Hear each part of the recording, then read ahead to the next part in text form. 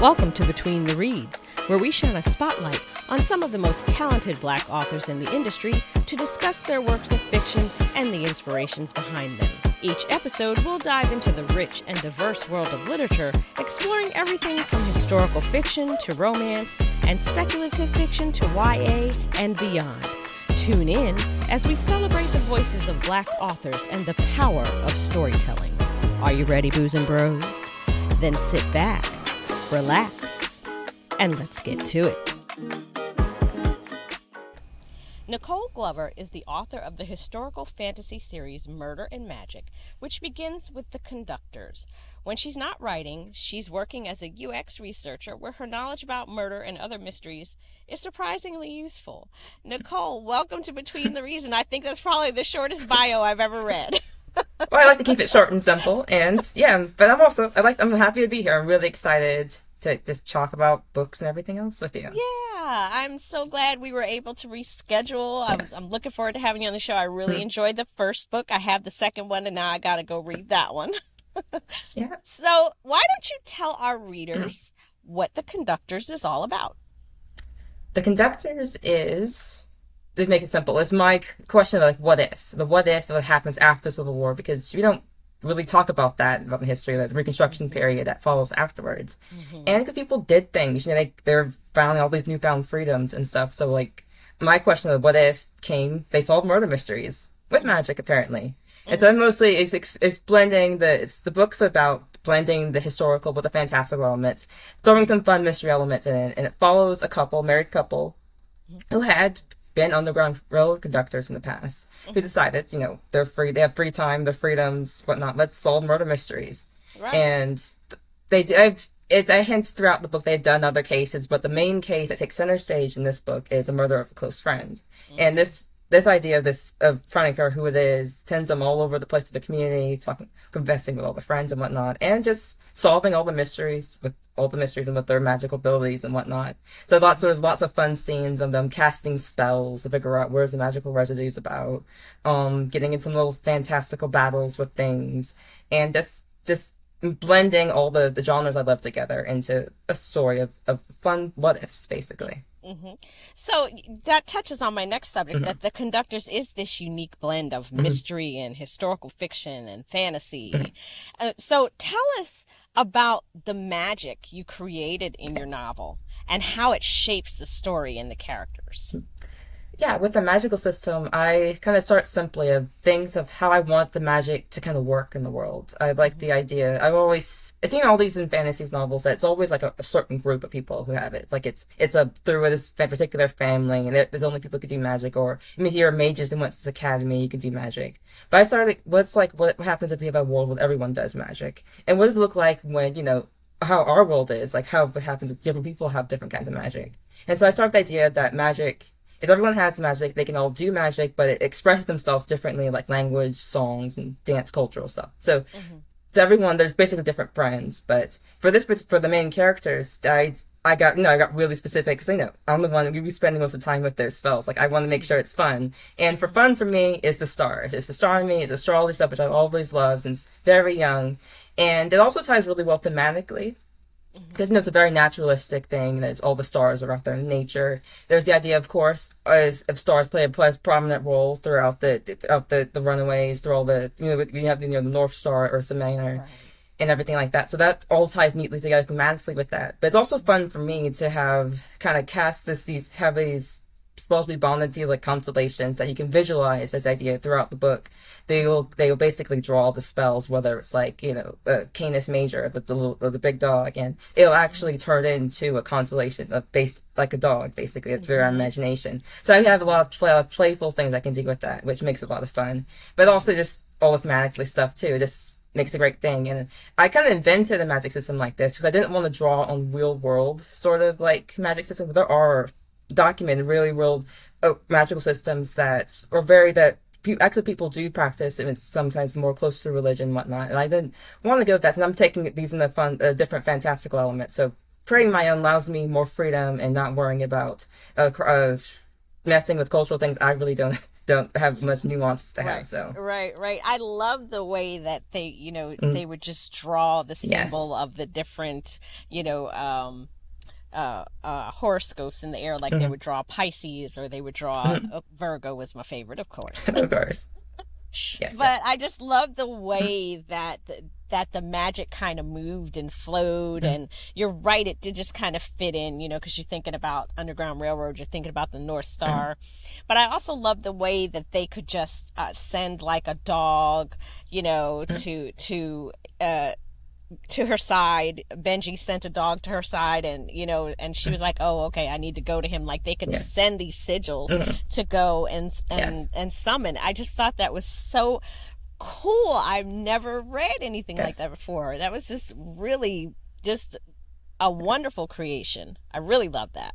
Thank you. I'm glad to hear that. It's like I said, it's whimsical, is making it fun, and just for making it more than like light blasts of like wizards like throwing out like light bombs at each other. Like it's making how thinking of how magic interacts with the world, to making it kind of fun in that way. Instead of Mm-hmm. doing like sending them out like you said, it's just another more way to be more creative with the magic. That's always have to Right. remind myself I have to do more than just they fly things around. I have to make it. And it makes it because it makes it fun for me, makes it fun for readers to Mm-hmm. imagine, just because we always want to live in a world that's magic, so we want to Right. really explore what that could be. Mm-hmm. Yeah, I love it. And while we're on magic, Mm, I want to talk about the racial hierarchy yes. of the magic Mm. in this book. Let's talk about that a little bit. Okay, so of course when yeah, it's when as part of having different magical systems, I wanted to make a strong contrast, which ended up being sorcery, which I kind of define as the typical like the wand waving kind of magic. It has the Mm-hmm. source. It's called sorcery. It's basically spell books. It's like it's Mm-hmm. your typical pointy hat kind of magic that you're most familiar with, and I Right. strongly associated with the kind of the being in this world being the Western Europe tradition, Mm-hmm. and I kind of have it codified more or less in the U.S. as being this is the white man's Right. magic, basically. And there's literally rules in there that was inspired by kind of the the Reconstruction era of of gun laws that had Mm-hmm. stumbled across my research. And so I'd have I in like the opening page of the book, I have like a mix up saying you can't. It's like magic is only like well, you only buy like these people, or you can't use own wands and stuff. And there's a Mm-hmm. minor subplot of wand ownership and of Mm-hmm. who can own wands, basically, which kind of explore in some fashion. That's basically the plot point, just showing all the nuances of what happens when everyone has magic and whatnot. Right. And I guess in some just it's mostly as adding that flavor to the world building, and it just I don't know it just made another way to also get through some of the themes that I didn't want to directly talk about, but just be there and be present in the background. Mm-hmm. Yeah, I love the way it. The book is worth reading for so many reasons. Yes. But I think the magical system was just combining the magic with Civil War and Underground Mhm. Railroad, which are like my favorite things to read and study about. Yes. But just the way, like the collars Mhm. that enslaved people would have to wear if they were Mhm. magic, and the way that just the complexity of the technology of Mhm. if an enslaved person escaped, the collars would go off. And Mhm. it was just such an intricate world. I really just was enthralled. And then of course there's the story on top of that, and there's the mystery, and there's Yes. people getting murdered, and Mhm. just not knowing who's doing what. It just was a really, really good book. And then the magic was just the cherry on top of the cake with that. I really enjoyed it. Really enjoyed it. So I want to talk about Mhm. Hetty and Benji. Okay. They had this marriage of convenience, Mhm. but we see that relationship develop Mhm. over time in the book.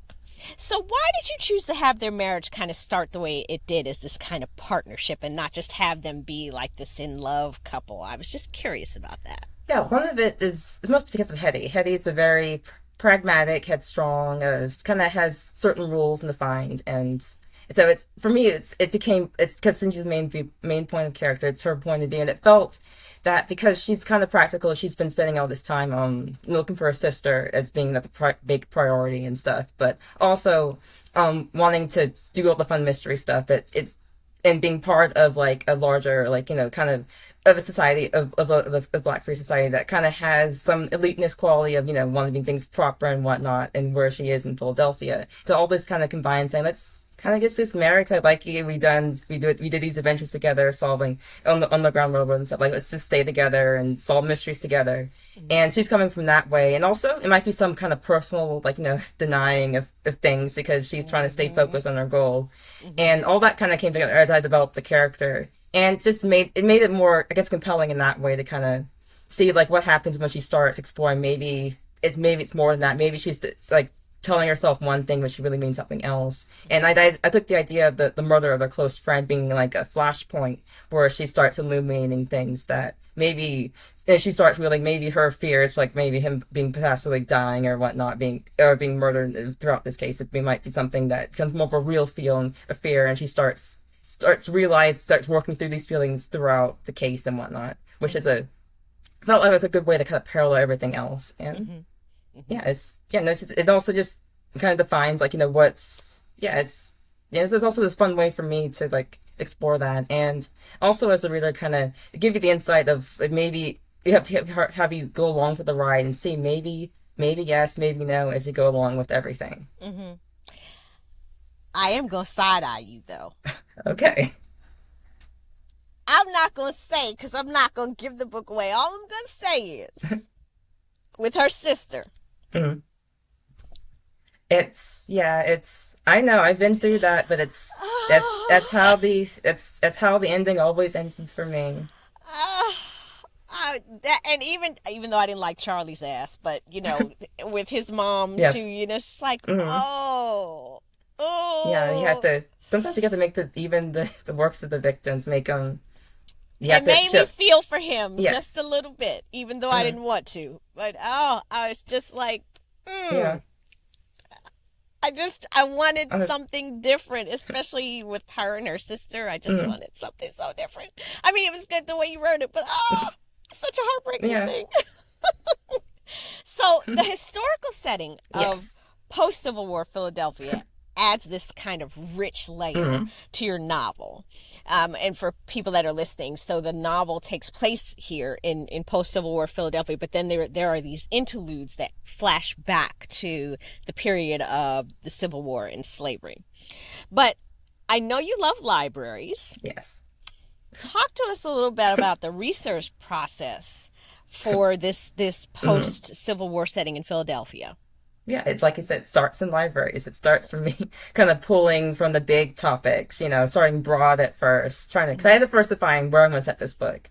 And Philadelphia became a place to be, because I found all these research about basically all the roads Underground Railroad landed in Philadelphia. You had a big abolitionist movement. You had a really sizable free Black community, long for like at least a century since since the Revolutionary days, that are settled in Philadelphia. And, you know, a lot of great resources that were in the Reconstruction era. I found like several books just sitting in my public library just about that post-Reconstruction time in Philadelphia. And so it just it's like the signs are saying kind of, here's where to set the book. And so from there, once I set that, I found I defined when I wanted. I started looking at other things I wanted to pull in that were interesting throughout the research I found. A lot of the interludes is me kind of pulling in some of the research I found, whether it's about going to the Great Dismal Swamp and like finding out about settlements that were made throughout people who run away, and you know, they had literally settled families in there, and soldiers really did disappear, from the research that I found.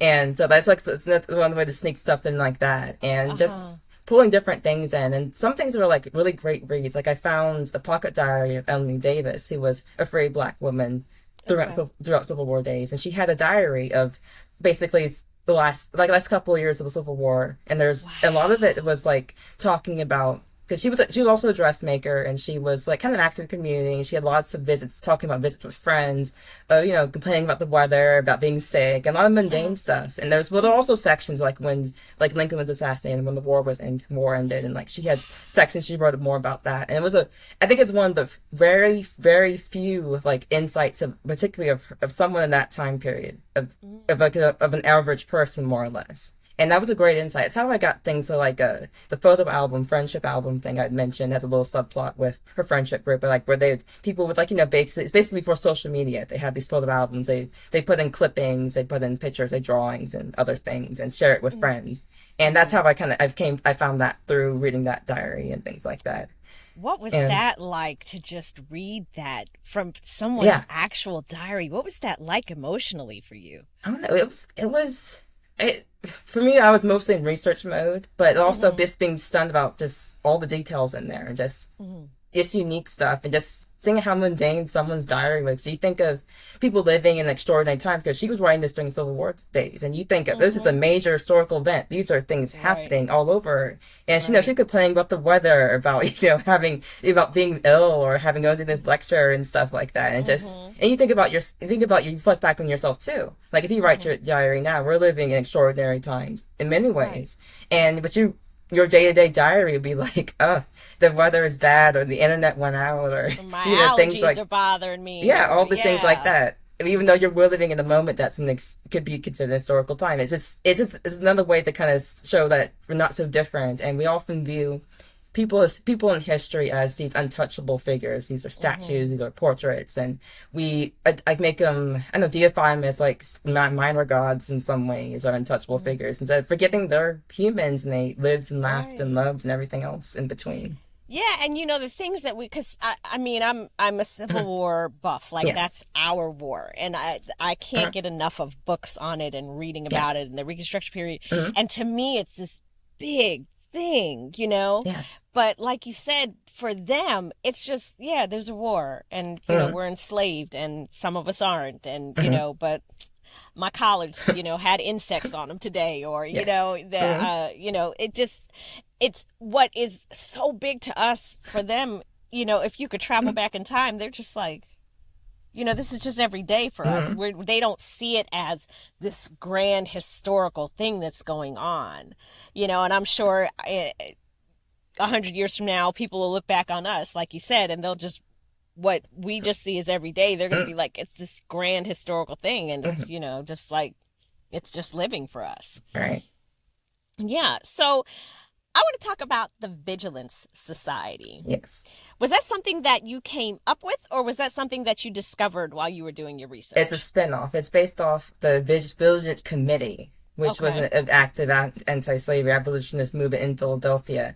And since there's elements of, I guess, they're more active. I have a bit more active because I think that most of the activities was pre-Civil War, and it mostly fell off during the wartime because with the Emancipation Proclamation, all the other stuff going on, it kind of wasn't as much needed. But I kept it more active for reasons, basically, because I needed to have the Invenji doing stuff throughout the stuff. So I needed to have excuses for them doing things. And there's also a magical element in there and stuff. And I don't know if I committed a quasi spy network. I like that thing. So it might have slipped in a little bit, but but basically largely it is inspired by the Vigilance Committee. And so I just kind of took some of that and kind of ran with it, with the idea of it. But there's probably other similar networks out there, but we just don't hear about them because by nature they're secretive. So right. Exactly. You can't let people know about them, because then this is going to ruin everything. Right. That's why that's the thing about when I was researching the Underground Railroad stuff, is that you don't know all the little paths or the hidden hideaways or the tunnels or the hidden places that had like a room underneath their houses, or where all the places are, because they're secret, and the only ones you kind of find are like by accident, or they got caught, or things like that, or so it's like you don't know the full extent. So that this allowed me to got a lot of room to expand and experiment, and knowing that I have fantasy and stuff, I could expand a little bit more in the direction I want to go. Yeah, you definitely you give yourself so much more room to create so much more by having the magic element to it. I really love that, because it's just, like I said, it just gives you so much room to be creative and to be able to take the story in different directions. I think that's why I like it so much. So several times in the book, it's mentioned that Hetty and Benji are kind of on the outskirts of society, unless people kind of need their skills, like when when someone's murdered. Yes. And many people, it was kind of mentioned a couple times too, that after the war, formerly enslaved people kind of wanted to erase their connections to slavery. They wanted to put that period of their lives to rest and even act as if it never existed, and it was kind of faux pas to bring it up. Why did you choose to have characters kind of reveal that sentiment about slavery? Well, I just wanted to show the different viewpoints of how, every like, they always say that black people aren't on the monolith, and in some ways, a lot of people, how that's how those different attitudes are kind of coming up. Some people are really, really proud to say, these are my roots, here's where it came from, I'm going to show you the scars and everything. And the people are like, let's hide this away, I want to forget all of this, whether it's painful or they just want to just move past on to the future. I want to kind of express all those different sentiments as possible throughout the characters. In many ways, a lot of different characters are ways to kind of just expand that overall viewpoint of things. And I try not to make it that it's always the characters you're not supposed to like too. Sometimes I try to be careful with that, because you don't want to make it seem like these certain viewpoints are meant to be bad or anything. Like I just try to expand everything else like that.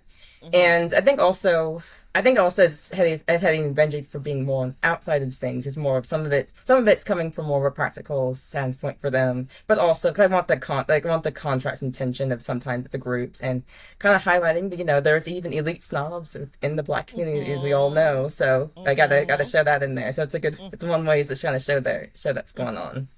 Yeah, it kind of touches on the whole, like the beginning of W.E.B. Du Bois and his, his kind of philosophy. The talented 10th. The talented 10th, all of that. Yeah. You're kind of like touching on all these things that I just love about our history, but that are also complicated, like you said, Yeah, and you do actually physically, it was kind of like a metaphor for me, because you actually physically have some people showing their scars and showing what slavery did to them, and the others are just like, no, we're not going to talk about that. We're done, and we're proper, and we're, and you even touched on people passing, like Alice, and looking for her sister, so you have all these kind of complexities of the time that you weaved into the story without being preachy or just doing an expository dump. Yeah, that was very important. I don't like lectures myself when it's about things I already gotta know. So I'm not trying to never do that, and especially in fiction, it's it's worse in fiction in many ways. Yeah. So I want to talk about Charlie. Yeah. Yes. How did you create his character? Because he's just this, he was enslaved, and then he owns all these buildings, but he's kind of this slumlord, and we find out more about Charlie. I'm not going to say what. Yeah. What was the inspiration behind him? How did you write him? I mean, it's hard to kind of say what exactly the pinpoint. I know I like the idea of the victim not always being the perfect victim in some ways. That he has some some flaws, but I also want to make it clear in some ways that there was a reason he was friends with them in the first place, because they're but it shows how people change over time as well, and certain situations change and everything like that. But I wanted to make it a complicated murder case for them in some ways, of them being emotionally involved but not too emotionally involved, and just all things like that. And also, as with the Charlie, is another way to show how people rise, change in fortunes, and change personalities to match with that as well. Yeah, because I feel like he was just, with the glimpses that we got, he was different when he was enslaved, and then he kind of went up that ladder of success and fortune a lot more quickly than everybody else did. And I think that's, kind of what made him change so drastically. It was interesting to just read about him, because I couldn't stand him. And that's great too. Even when you revealed his backstory a little bit, I was like, No, but I'm glad you have a great reaction to him, because I always feel like when you have murder victims, especially when they die off page, a lot of times you don't get to know them. You don't really care why they got killed in the first place. So for me, you having a reaction to someone that was largely off page, I'm glad for it as a writer, because I know I got the personality through. Listen, I couldn't stand Charlie. Charlie was just I couldn't stand him. He was just no good. And you tried to show them glimpses. I was like, yeah, okay, Nicole, I get what you're trying to do here, but no, I don't like I don't like him at all. So part of the story takes place, and I'm touching back on something you mentioned earlier, that it takes place during the Civil War, and you mentioned the Great Dismal Swamp, which this is only the second time I've heard about this. There was another book that I read, and it's actually a place, and I was just, shocked by that. And you talked about the community. You showed this community of Black people who hid there during slavery and even during the war. And there was like a confrontation there because, Hetty kind of talked to the woman there. Forgive me for not remembering her name, but she was just like, the people here aren't free, because she kind of gave them this herb to kind of keep them trapped there. Yes. And she was like, well, it ain't no better out there. You're better, you're better off here. Why did you want to incorporate the Great Dismal Swamp into the setting of the story, and what significance do you feel that it holds for the characters and their journeys? Well, the Great Dismal Swamp got in there because I'm in Virginia, and I'm in Norfolk, so it's like right down the road from me in some ways. See, so I went to Hampton and never heard about this place. Yeah. It's not like you have to get out there far, but still, it's there. It always has a mystique to me of like a swamp, and I heard these stories, people kind of living out their lives out there, running away, hiding in there and stuff, and it touches throughout like a lot of history in this particular corner of the woods, a lot for that, and this really compelled me. Like, I gotta have in there, and I guess is sneaking some Virginia references in there is fun for me, as it's a nod for stuff. And I know as I kind of developed that scene, basically, just, thinking about who's there and stuff like that. And I don't know, I guess that particular scene you'd mentioned with her confronting the kind of leader of the group was, I don't know, I guess it was one of those things that, I was writing this book, largely post 2016. So these are, a lot, some ways, they say writing's therapeutic in some ways. So you think some things you come out when you're writing, and I don't know, that's one of those things that was in the back of my mind. Like, always people talk about, whether or not to stay in the country or leave, become an expat somewhere else, settle elsewhere, whether, or maybe that change cities and leave states and whatnot. And it's thinking about where can you go? Or where is it safe to go? Or would it be better elsewhere, grass and greener and all these things like that. So that those are kind of thoughts that were kind of in the back of my mind, is that scene, giving that layer of context to that scene, and using, I guess, the framework of that scene to talk about things, I guess, in many ways. Yeah, because I looked it up, and they have pathways, and you can drive, and it just makes me wonder, what would you find in that swamp if you dredged it up? Because it's a swamp, so things are going to be more preserved than they would if it was just water, and you just have to wonder what's laying there under all of that. Yeah, there's so many stories you never heard about. That is right. That's like I said, it's another thing that kind of made me really want to make sure that it was in the book. There's something else of of things and just mystery, may not know, and just in some ways of me taking what's kind of known and pulling it further out there. Have you visited it? The Great Dismal Swamp? You haven't been there? Okay. I'm not an outdoorsy kind of person. So I said, no, I'm good. I'll just read about it. Yeah, I'm good reading about it, learning all these things. So your book has a lot of red herrings and twists and turns that I definitely did not suspect the murderer to be the person that it ended up being. Did you know the whole time who it was going to be, or did it unfold kind of as you wrote the story?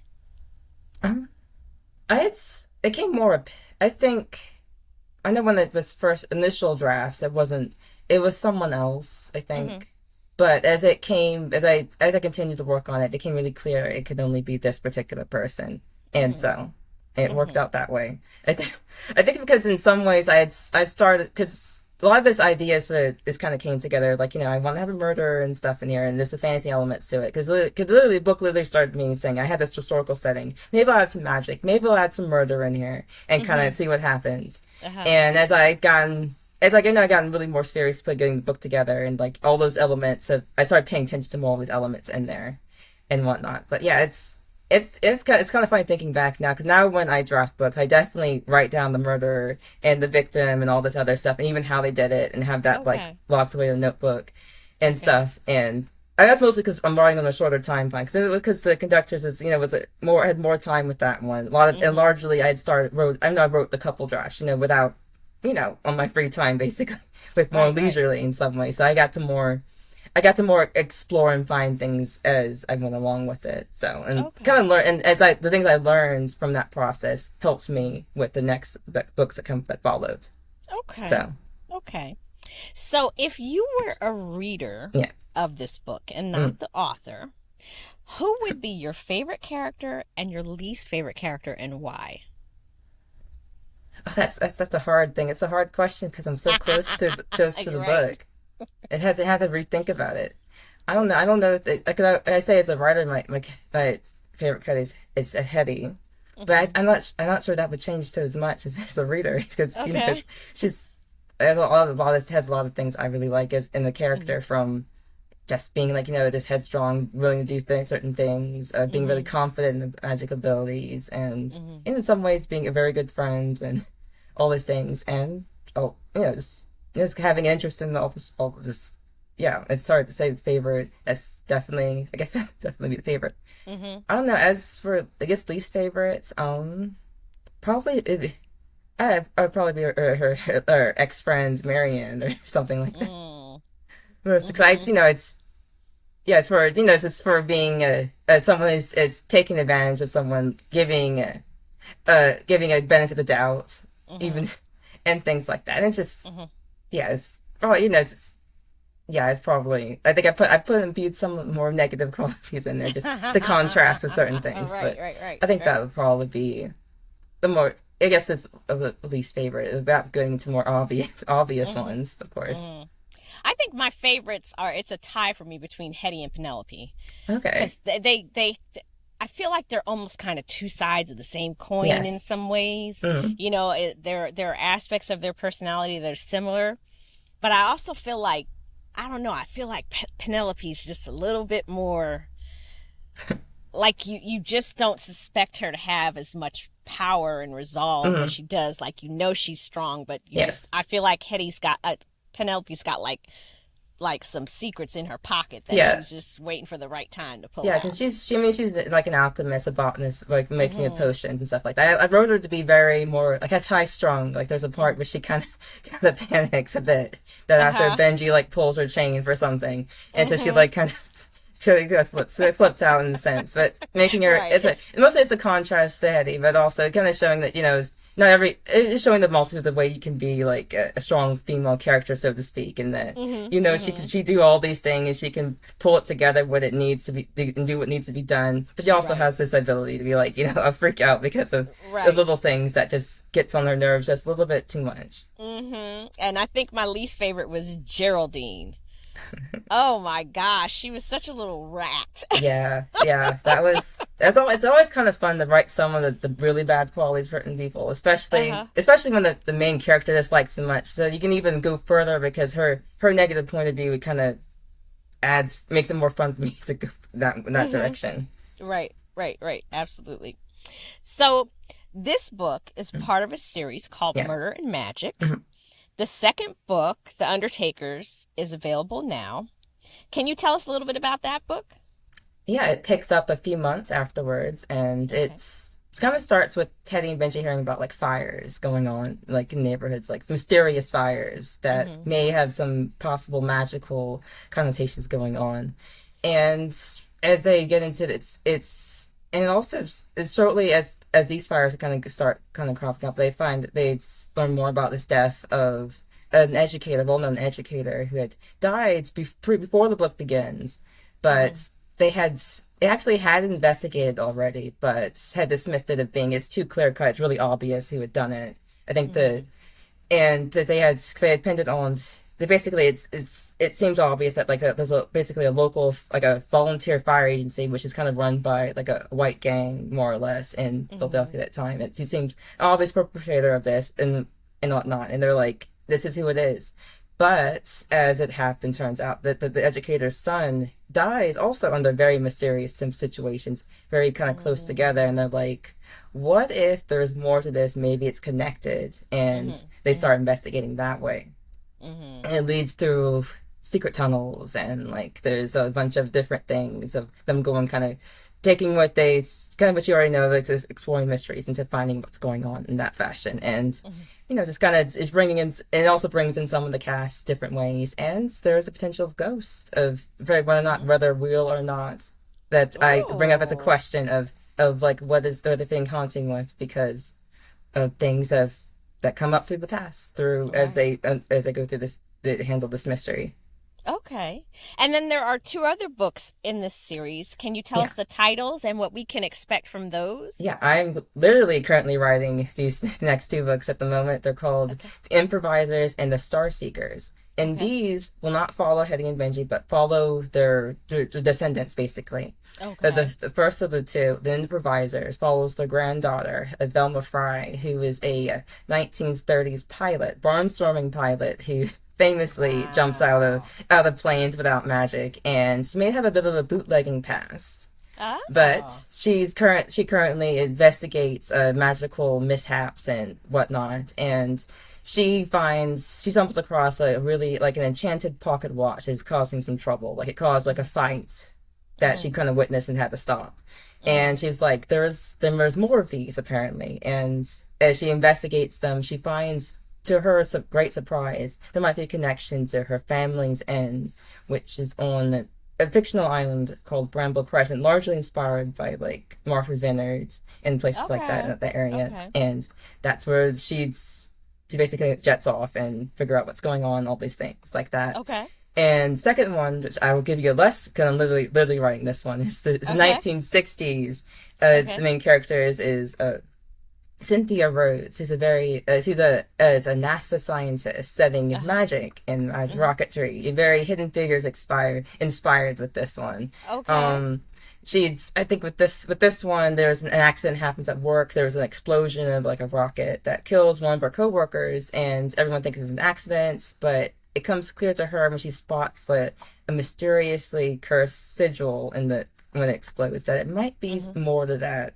And so that figuring out who did it and why takes her literally on a treasure hunt. Okay. Now the pocket watch, is it the same pocket watch that was on Charlie, that Charlie owned? Is it the same? No, it's different. It's different? Okay. That's different. Okay. It's all right.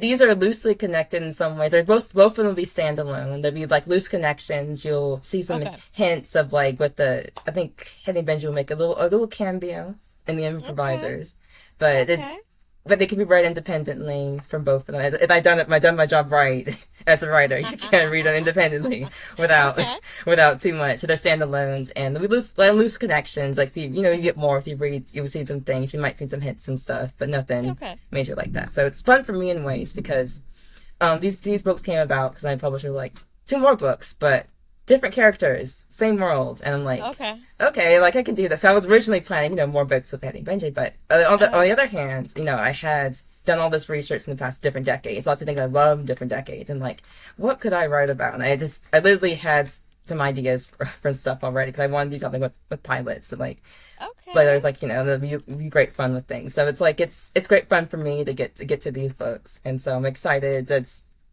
They don't have any firm dates for them yet. I think the earliest would be next year, but they're in progress. One book's already with the editor. Waiting for edits back. I'm literally working on the next one to turn that in pretty soon. So it's in progress. Okay, that's great. I'm looking forward to them. So what kind of, what is it about, magic and mystery that sparks your creativity and keeps you drawn to exploring their intersection in your storytelling? I think they kind of work well together in some ways because a lot of the best mystery is you have no idea how it begins. It's like, because like the magic trick, you don't know how the pieces that came together like this. You don't know how it was done, especially if it's like a closed room setting or something like that, or like you don't even know why or the reasons because it's not always obvious. And once you kind of peel the layers and figure out, makes it kind of cool, and it all makes sense in some ways. And I think adding the magical element in there, for me as the writer, it becomes another like a kind of tool to make it play. Because, it's very easy to say, oh, we can use magic to reveal the murderer. Because, but you have it like, follow, trace or whatever, like the murder weapon to them or whatever.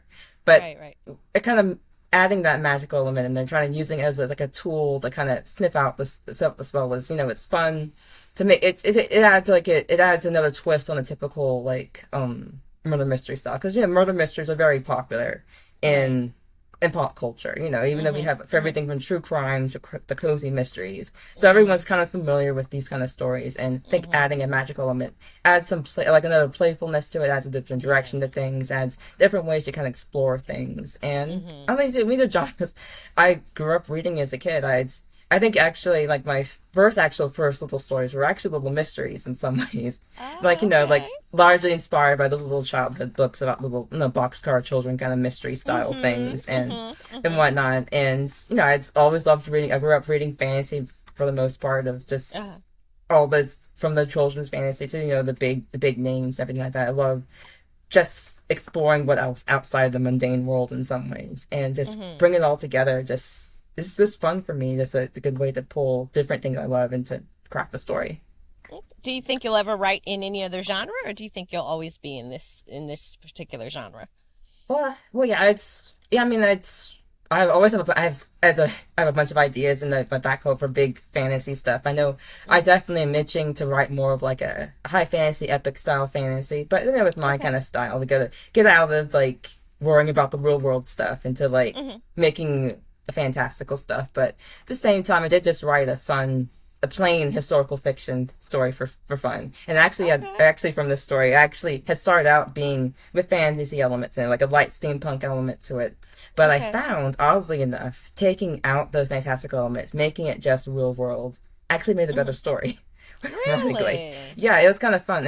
And also, it's fun for me as a writer. It also showed me I wasn't as afraid to like deal with the historical stuff. Because at one point, as I get through, as I was writing, going through my edits, am I hiding behind the fantasy elements to write these kind of largely historical fiction stories, and so to avoid like talking about the history and stuff. But this exercise of writing this other story without the fantasy element, it showed me I'm not afraid as a writer to do these things. I also can write a story that's it's not it's lightweight and lighthearted in some ways, but not heavily. It's not being dragged down by like the historical importance that has to be in historical fiction and stuff like that. So I was kind of happy that I did turn out. It didn't need to be in there, and also it also proved my point of how important fantasy elements need to be within the story. Because with the conductors and whatnot, if I removed the fantastical elements, I would have to rewrite the entire book because it's so ingrained in every level, from dialogue to scenes, to big and small. And so I'm glad to know that's my big rule as a fantasy writer. Like, it has to be the magic. If you're gonna have magic in there, it has to be like entwined. It has to be important to it. Otherwise, it's just window dressing. You might as well just make it like a regular story. Otherwise, right. Yep. So is this other story that you wrote is just something you did for yourself, or somewhere people can read it, or? It's not quite. It's something I'm hoping to sell soon. It's like it started off with an experiment. Now I kind of want to sell it because I like it pretty much. So we'll see. But it's nothing definite at the moment. But hopefully one day. Okay. I really enjoyed the story. Do we get a little teaser about what it's about? Well, it's set post World War I, so it's 1919. It's largely inspired by Jane Austen's Persuasion in some ways, in which that this it's basically it's set in like a black elite community in Washington D.C. basically. So we have the main character is a photographer and and whatnot, and she has, just dealing with all the life changes of, her family has to move and whatnot, not wanting to leave. And at the same time, past love comes back in her life and all this other stuff. But that's the kind of the basic framework.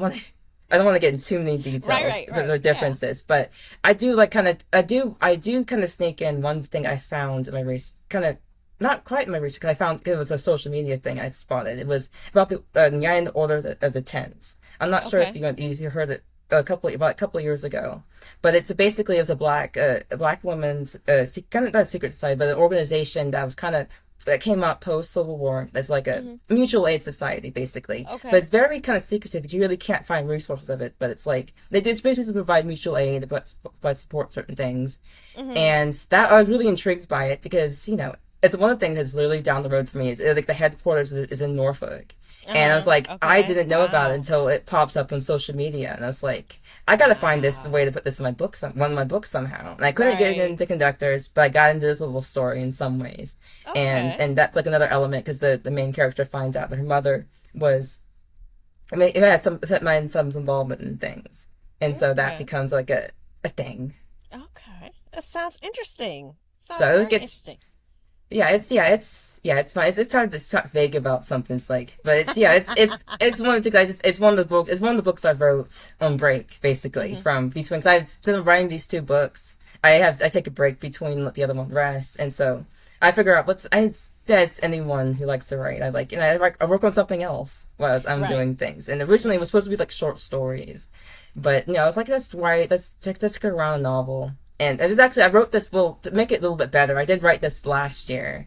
And I basically edited it for like a month this year, just for fun.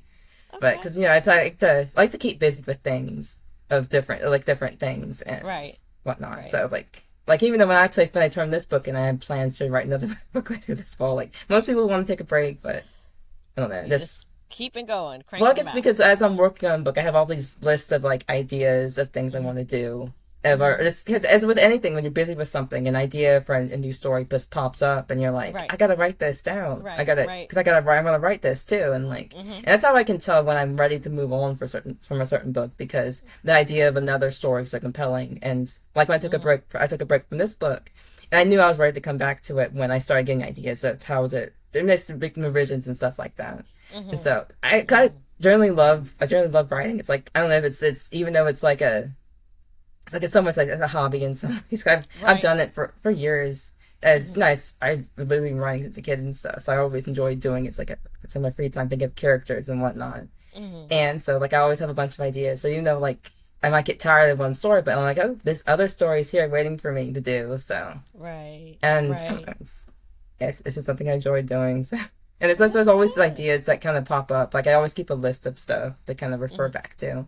And it's funny, over the years, things kind of like, the ideas have changed of what I wanted to do, basically, just as you change and grow, or change with the writer and stuff. And I think, and I guess going through the process of publishing books has allowed me to kind of change as how I approach certain stories in certain ways. And but still largely writing things I like doing. Like, everything I try to write about. Especially with these, like, the new books I'm writing, the new books, the next 2 books I'm writing too, are just things I really got fascinated by, really interested by, and was going to spend time writing with it. Because as a writer, you spend months and months with these books, from drafting to, like, revising to going through all the painful notes the editors give to you about things and then to having change. to go back into the book again. Yeah, you read the book about 8 times after turning it into an editor. Like, it's and some of it's, I mean, a lot of it's just that you spend so much time with it. You gotta write things you like about, because when you have to read the 20th time all the way through with on a deadline to turn it in that weekend to your editor, you gotta still be in love with that book. And because you write about something just because it's not trendy or everyone else is doing it, you're gonna hate it. You hate yourself, hate the book too easily. Yeah, exactly. So where can readers find your books, Nicole? You can find them anywhere you get your books, whether it's libraries, bookstores, your favorite free library, little book place, whatever. There should be anywhere you like to get them. Okay. And where can we find you on social media and the internet? Yeah, you can find me mainly at my website, Nicole-Glover.com. I'm on Instagram at author Nicole Glover. Okay. And I still have a Twitter up, apparently. That's kind of similar. I haven't deleted it yet because I locked myself out again. So many people come on the show and it's like they're either hardcore Twitter or hardcore Instagram. It's always interesting to hear, what people I'm not that much on Instagram either, but just it's there. As I'm trying to get better with it. So gotta have somewhere people can find you, and also put some people are interested in some things on there, so there. It's there for you to follow. Okay. Well, thank you for sharing your time and talents with us here today. I enjoyed having you on the show. Thank you for bringing me on. It was just great. Oh, good. I'm glad. And Booze and Bros, you know how I do at the end of every show. I leave you with a quote. And today it comes from Haitian-American novelist Edwidge Danticat. And she says, "Misery won't touch you gentle. It always leaves its thumbprints on you. Sometimes it leaves them for others to see. Sometimes for nobody but you to know of." Until next time, y'all, you know what to do. Grab a book and read. And I'm out. Thank you for lending me your ear today. If you've enjoyed this independent podcast, you can help me continue to shine the light on Black authors and their stories by becoming a patron at patreon.com/betweenthereads, or by giving a one-time gift at www.ko-fi.com/betweenthereadspodcast. That's ko-fi.com/betweenthereadspodcast. Tune in next time for another great episode.